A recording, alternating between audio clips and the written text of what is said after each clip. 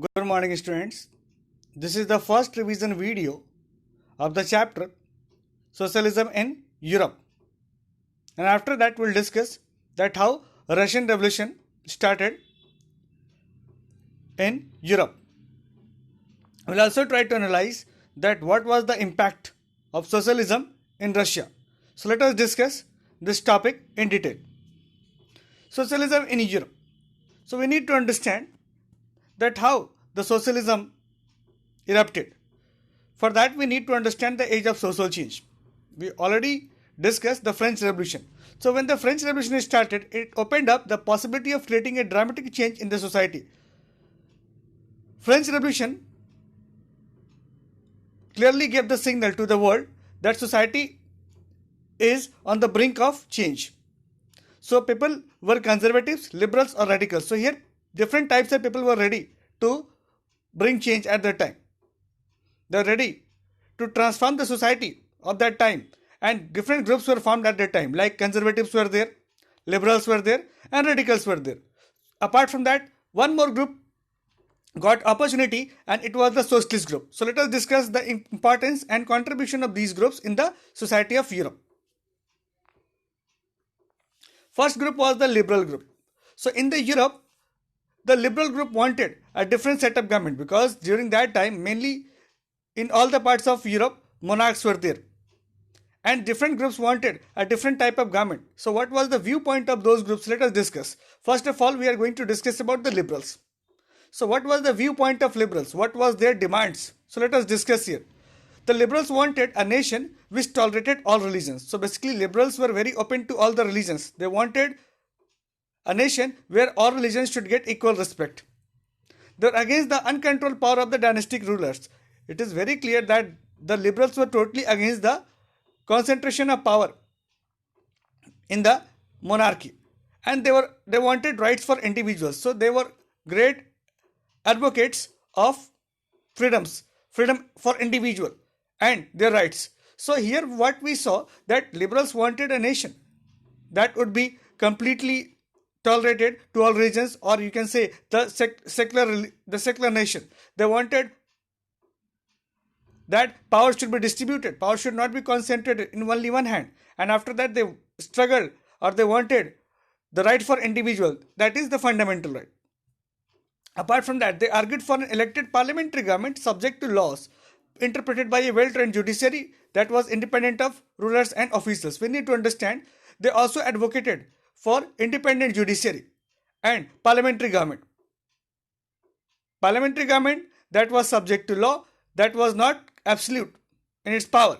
So here they demanded different type of government also. The government would be parliamentary government, and they were not Democrats because they didn't believe in the universal adult franchise. But here one negative point was that. What was the negative point for the liberals? That they didn't believe in the universal adult franchise.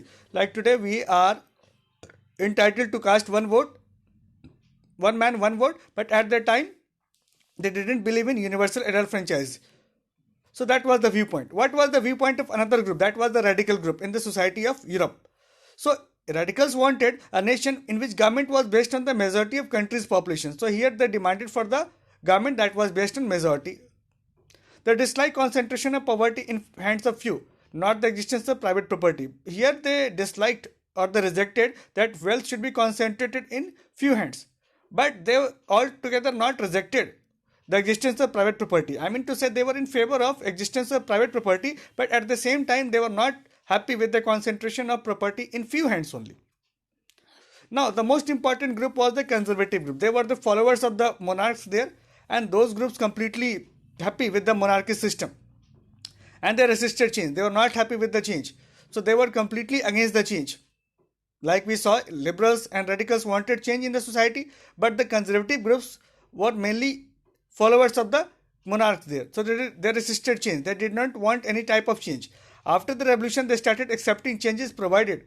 It was slow, and it had links, and it has links and respected the past. Now, after the revolt in France or in different parts of Europe, they also accepted that change is required, or change is acceptable, but it was very slow. So conservatives were very slow, or they were very unresponsive towards these changes. And that is why they resisted change. So what we saw here three different groups. And the three different groups, those who were present in Europe, they were having their own opinion regarding the nation. They were having their own dream regarding the upcoming nation. So what we discussed here, that the three important groups played a very important role. All of them wanted to create a nation in their own way. Now apart from that, the most important group that came thereafter was the socialist group. Now socialists had different vision for the future. Like Robert Owen, he was a great socialist, and he built a cooperative society community called the New Harmony in Indiana, that is in America.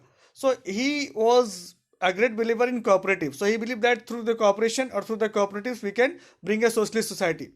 Now socialist, what was the viewpoint of socialist group? What was their viewpoint? We need to understand this. So socialists were totally against the private property and saw it as the root of social evils. So at that time, socialists were completely against the concentration of wealth as well as the concentration of private property. And they saw it as the root cause of all the problems, social problems. They say some believed in cooperatives, some demanded that government must encourage cooperatives. So what was the solution? The solution was to encourage the cooperative. So if wealth will be concentrated in few hands, then in that case there will be division between the poor and rich. So what was the solution? The solution was the cooperative. It means that workers, owners, all should come together, they should cooperate, and they should take the profit as per their contribution.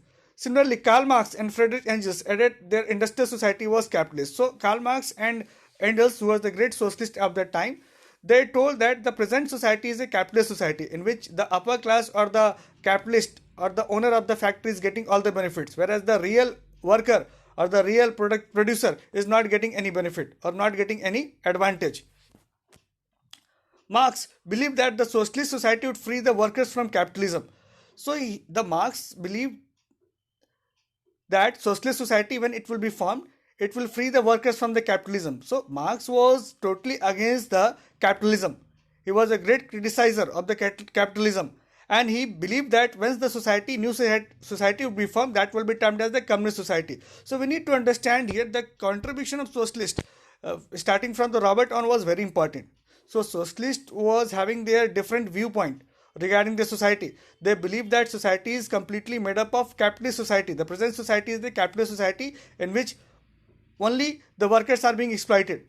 So once the workers will start the revolution and workers will get the chance to turn or transform everything, and finally they will get the chance to form a society, and that society would be termed as the communist society. So here Karl Marx was the pioneer in this particular effort or in this particular initiative. He believed that socialist society would be formed. So from the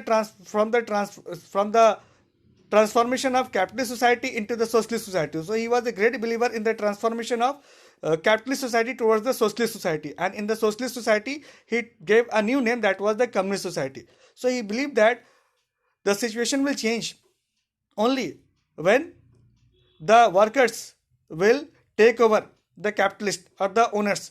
Here the profit would be shared among the workers, and here no class will be there. So he completely rejected the idea of class, because when he came and when he saw the society, when he read the society, he found that class struggle was there. Different classes were having their own benefits or having their own objective. So class struggle will start, and finally the time will come when the capitalist will be dominated by the socialist, by the workers, and finally the society would be a very fair, would be very inclined towards the benefits of the workers. So here actually the producer will get the benefit, that is the worker. So his viewpoint was completely different. His viewpoint was that we should transform the society in which only workers will dominate, workers will rule only. So this is all about in this video. Thank you so much.